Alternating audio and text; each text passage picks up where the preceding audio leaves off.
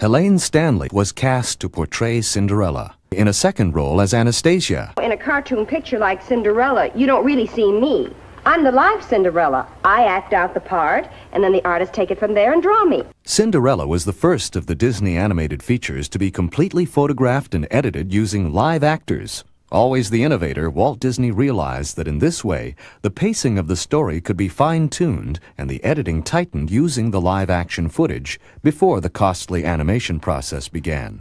Unfortunately, none of the live-action footage has survived. The live-action sequences were filmed based on the layouts. Working with pre-recorded audio tracks, the actors worked on a bare soundstage with only the most essential props. The placement of the props and camera were based on the proportions established in the layout. Since the dialogue had already been recorded, the directors and animators were free to cast whoever they felt could give the best physical performance. Often the layout artists would draw directly onto these to illustrate how the action would integrate into the animated setting. The Disney artists were not the sort of artists who would just mindlessly trace over the live action. The animators knew that you have to go further in animation than you do in live action, otherwise it's going to look stilted. It took us around 2 years to do it with all the experimental work in story and shooting the live action and that.